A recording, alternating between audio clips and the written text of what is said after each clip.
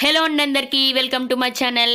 Evening వచ్చిందంటే మనకి ఏమైనా స్నాక్స్ తినాలనిపిస్తుంది. స్నాక్స్లో మనకి ఫస్ట్ గుర్తొచ్చేది ఆనియన్ పకోడా.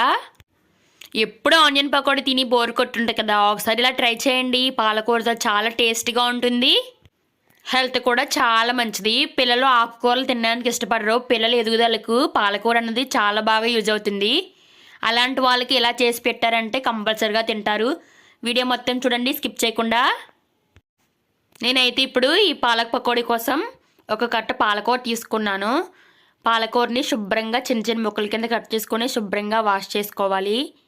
పిల్లలకి ఇది చాలా మంచిది పాలకూర. కర్రీస్ తినలేని వాళ్ళకి ఇలా చేసి పెట్టారంటే ఇష్టంగా తింటారు, హెల్తీగా ఉంటారు.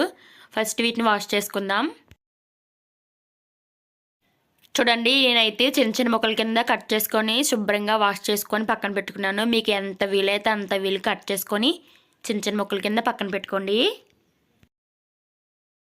ఇప్పుడు మనం పిండి కలపడం కోసం వెడల్పుగా ఉండే ఒక గిన్నె తీసుకొని మనం ముందుగా శుభ్రం చేసి పెట్టుకున్న పాలకూరని గిన్నెలో వేసుకోవాలి. వాటర్ లేకుండా జస్ట్ గట్టిగా కొంచెం ప్రెస్ చేసుకొని ఆకుని తీసుకోవాలి. మనకి ఆకుకూరలు అంటేనే వాటర్ కంటెంట్ ఎక్కువ ఉంటుంది కదా, సో వాటర్ పిండుకొని ఆకును మాత్రమే తీసుకోవాలి.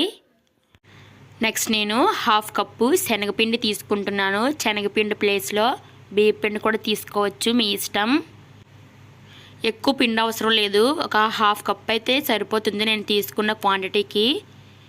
ఎక్కువ పిండితో చేసేదానికన్నా ఆకుకూరలు ఎక్కువ వేసుకొని జస్ట్ కొంచెం ఆకుకి పిండి అంటుకునేలాగా కొంచెం తీసుకుంటే సరిపోతుంది. మనం తీసుకున్న క్వాంటిటీకి సరిపడగా సాల్ట్, 1/2 టీ స్పూన్ పసుపు, 1 స్పూన్ కారం, 1 స్పూన్ ధనియాల పొడి అన్నీ వేసుకొని మొత్తం అన్నీ మంచిగా మిక్స్ చేయాలి, వాటర్ ఏమి యాడ్ చేయకుండా. ఇంకంతేనండి. ఇందులో పచ్చిమిర్చి కానీ ఆనియన్స్ కానీ ఇంకేమీ వేసుకునే అవసరం లేదు. వేసుకుంటే కొంచెం జీలకర్ర వేసుకోవచ్చు, అది మీ ఇష్టం. ఇలా అన్ని ఇంగ్రీడియంట్స్ వేసుకొని వాటర్ ఏమి యాడ్ చేయకుండా ఫస్ట్ అన్నీ బాగా మిక్స్ చేసుకోవాలి. వీడియో అయితే చాలామంది చూస్తున్నారు కానీ లైక్ మాత్రం ఎవ్వరు చేయట్లేదు. ప్లీజ్ లైక్ చేయండి. లైక్ చేయడం వల్ల వీడియో అనేది ఇంకొంచెం మంది చూడడానికి యూజ్ అవుతుంది. ప్లీజ్ లైక్ చేయండి. ఈ విధంగా మొత్తం అన్నీ వాటర్ ఏమి యాడ్ చేయకుండా మిక్స్ చేసుకున్న తర్వాత కొంచెం కొంచెం వాటర్ వేసుకుంటూ మంచిగా కలుపుకోవాలి. ఒకేసారి ఎక్కువ వాటర్ యాడ్ చేస్తే మళ్ళీ లూజ్ అయిపోయి మనకి పకోడా అనేది సరిగ్గా రాదు. సో కొంచెం కొంచెం వాటర్ యాడ్ చేసుకుంటూ చూడండి, ఈ విధంగా వచ్చేటట్లు కలుపుకొని పక్కన పెట్టుకోవాలి.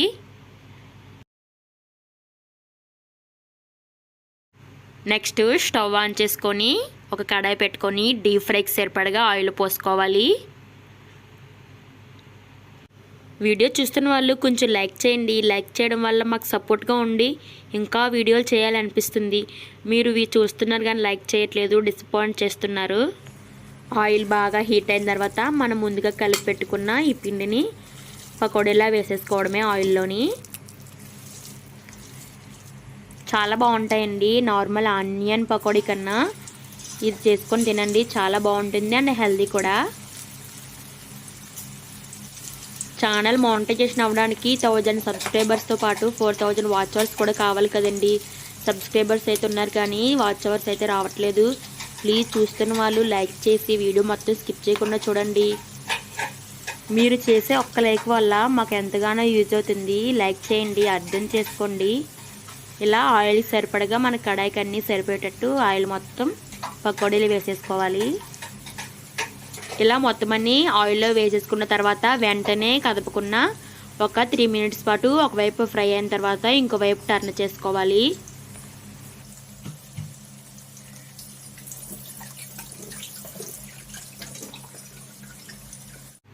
ఇదిగోండి చూడండి, ఈ విధంగా ఫ్రై అయిన తర్వాత చూడండి ఎంత బాగా ఫ్రై అయ్యా గోల్డెన్ కలర్లో. ఈ విధంగా ఫ్రై అయిన తర్వాత సర్వ్ చేసేసుకోవడమే.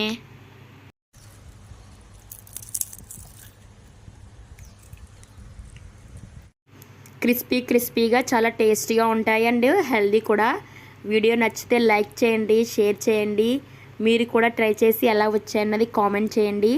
ఛానల్ని ఫస్ట్ టైం చూసిన వాళ్ళు ప్లీజ్ సబ్స్క్రైబ్ చేసుకోండి. Bye bye.